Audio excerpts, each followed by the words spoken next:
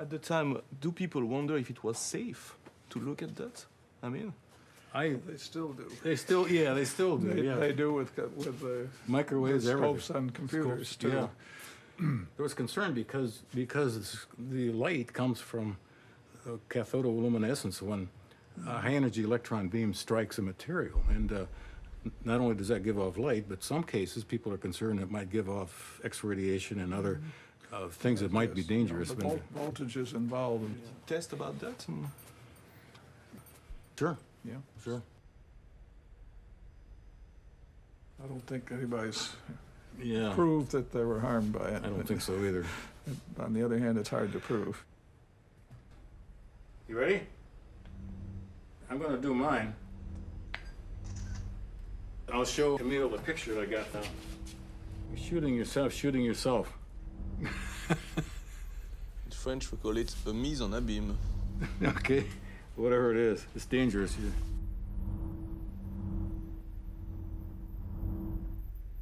T'as ton nouveau pyjama en plomb pour regarder la télé. Je pense que le niveau de radiation du téléviseur est quand même plus faible que celui d'une radiographie. On pourrait imaginer des couvertures en plomb pour regarder la télé au lit. Tu te mets dessous. On va descendre la couverture, chérie. Hein. C'est bon, tu peux allumer. Mais ça veut dire qu'il y a encore plein de... C'est flou, c'est ça en fait. Je dirais que moi j'aurais plus tendance à croire... C'est comme les gens qui croire... parlent des téléphones portables et puis il y en a qui disent que c'est rien, puis d'autres qui disent que c'est beaucoup. C'est pour ça que moi j'aimerais voir. Flou, j'aimerais voir une étude, j'aimerais voir une expérience, j'aimerais voir quelqu'un qui travaille vraiment là-dessus et qui te dit voilà, on plug sur la tête des électrodes, on va étudier des phénomènes qui concernent tout le monde. Lenenburg, voilà. 6 miles. Aujourd'hui, on va voir Monsieur Mulholland. Hein. C'est un chercheur qui, dans les années 70, a fait beaucoup d'expériences avec les électroencéphalogrammes, les ondes alpha, les choses comme ça, surtout sur des enfants qui regardent la télévision. Tu pourrais lui poser plein de questions, Blaise. Non, ça, attention, c'est là qu'il va y avoir l'étincelle. Bon, on verra. Il y a de la fumée qui sort de mes oreilles. Il y a un gros problème là-dedans. Ouais. Si ça, c'est le résumé de ce qu'il y a à l'intérieur de ma tête, c'est mal parti, hein. Let's have a look. That looks better. Yeah. That looks better. I want you to close your eyes. Let yourself just relax. Now you're on the lake. It's very quiet. You're not sleepy, but you're just relaxed. So we're getting some alpha here. See them, Camille? Where are the alpha waves? Yes. There? Mm-hmm. There is alpha. Alpha waves occur when we're not doing something, not paying attention to something. More alpha when there's less brain work. Okay, open your eyes and look at my finger. Look at my finger. Track. See, alpha is gone from most every lead. See this? There's hardly any alpha. Keep my fingers moving and you're tracking it. Good job. There's no more alpha because he's paying attention. He's paying attention. See this?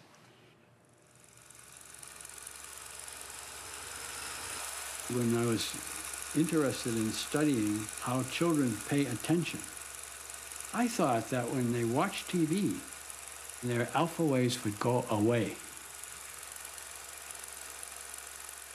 To my surprise, I was wrong.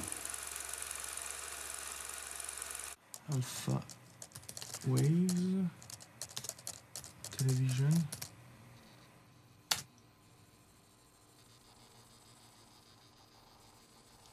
Influence métaphysique des ondes cérébrales, je crois qu'on va éviter. C'est dingue que t'as 12 fois Star Trek.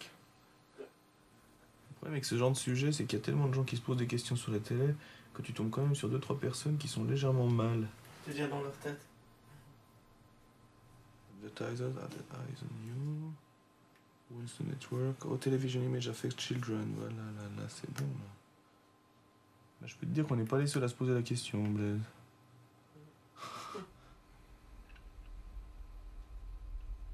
The hidden face behind advertising. C'est du sérieux ça? Face cachée de la pub. Écoute ça.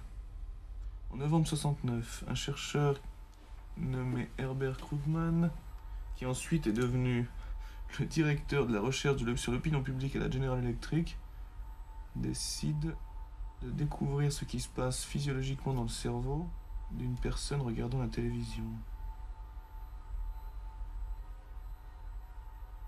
Pour être intéressant de voir si ce Krugman est toujours vivant. 69. C'est vieux. Herbert Krugman.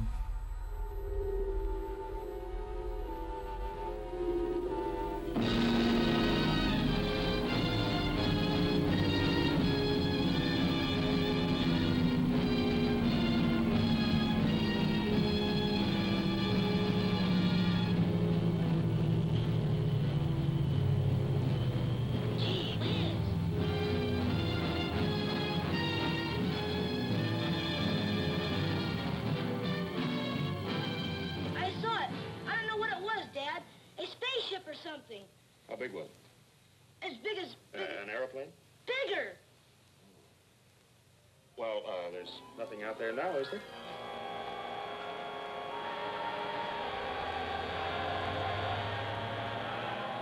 Say, Dad, when you were out there, did you see anything? Let's not start that flying saucer nonsense again. Hey, Dad, Now, what do you want? what happened to your net?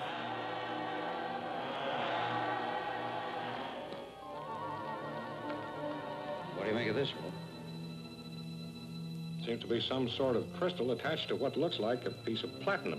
Where was this located? At the base of the skull. Mom, Dad, You know what I think, Colonel? I think this little device attached to the brain is some method of control.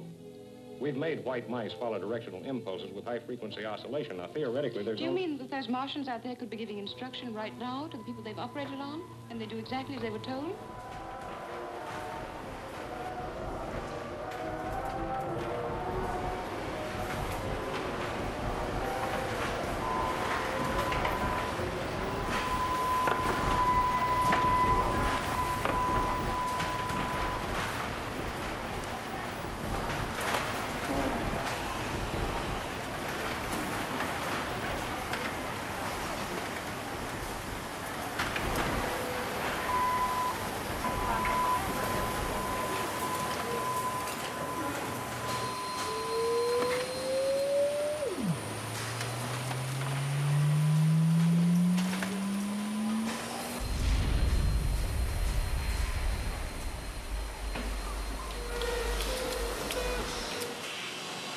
Là, nous arrivons dans la ligne dite flow côte. On va déposer les trois couleurs qui sont chez nous. Le vert, tout d'abord, le bleu ensuite et le rouge pour finir. On peut reproduire toutes les couleurs du monde, tout l'arc-en-ciel. Avec le rouge, le bleu et le vert. Quand vous les excitez simultanément, l'œil prend l'ensemble des trois couleurs. Donc s'ils sont parfaitement dosés, ça va être du blanc. L'absence de couleur, ça sera du noir. Si vous avez du rouge et du vert, ça va donner du jaune, etc. Vous faites toute votre palette de couleurs comme ça. Par le choix des couleurs dans le spectre, vous rendez toutes les couleurs que vous voyez dans la nature.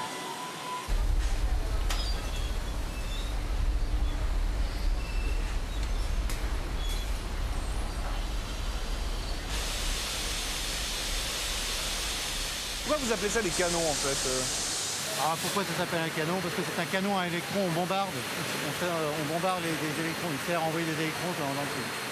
Le nom canon a peut-être été donné pour ça à l'origine. Donc en fait l'idée c'est qu'on bombarde de l'électricité sur l'écran et ça fait de la lumière en fait, c'est Voilà. ça?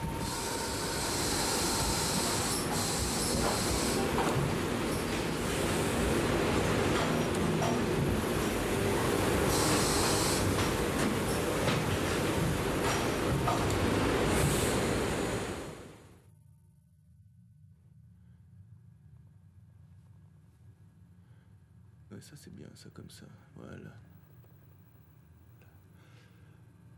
Alors, maintenant on voit bien les petits pixels. Donc ça, ce sont les petits pixels phosphorescents qui sont frappés par les électrons, qui nous donnent la lumière de l'image.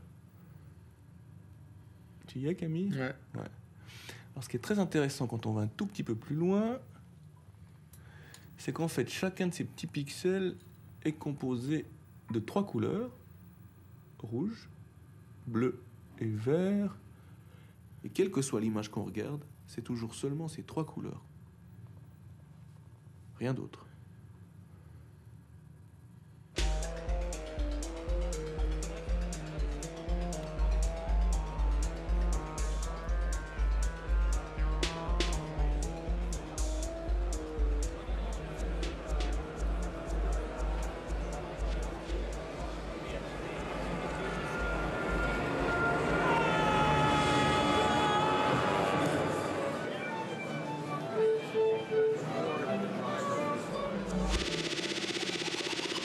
Est-ce que vous testez chez Panasonic l'influence de l'écran sur la personne, sur le téléspectateur? Oui, bien sûr. C'est d'ailleurs des tests qui sont faits au niveau des développeurs à l'usine pour savoir vers quelle technologie on doit aller pour améliorer la qualité d'image de manière à séduire toujours. Parce que le but, c'est de séduire. De toute façon, c'est que l'image doit séduire tout de suite. Puis c'est quoi un écran plus performant concrètement? C'est un écran qui retient plus Ça, c'est difficile à définir, mais c'est toute une espèce d'alchimie un peu particulière qui c'est de l'alchimie. C'est un petit peu d'alchimie, oui. C'est marrant qu'on utilise ce mot alchimie pour... Oui, pour des choses aussi concrètes que l'électronique de base, oui. Est-ce que vous pensez qu'un écran est hypnotique? Là, je pourrais pas m'avancer sur ce sujet. je vois pas. Bon, les amis, aujourd'hui, c'est la journée du futur.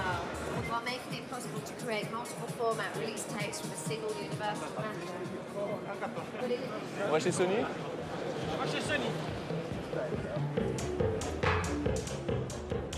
Est-ce que vous, en tant que téléspectateur, ça vous arrive de ne pas réussir à éteindre la télé?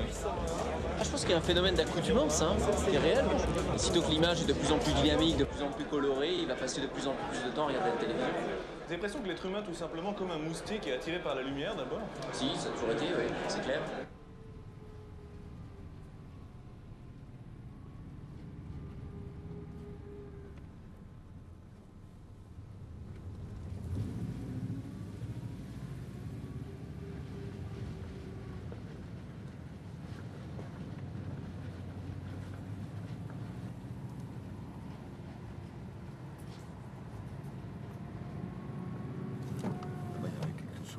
Voyez là-bas, il y a une réflexion là-bas au bout, là-bas. Voyez? Ça, c'est un renard.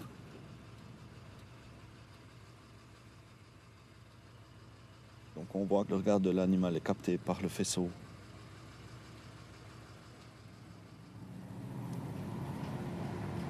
C'est un peu, je dirais, peut-être la personne seule au bistrot qui regarde sans la regarder la télévision. Il y a quelque chose.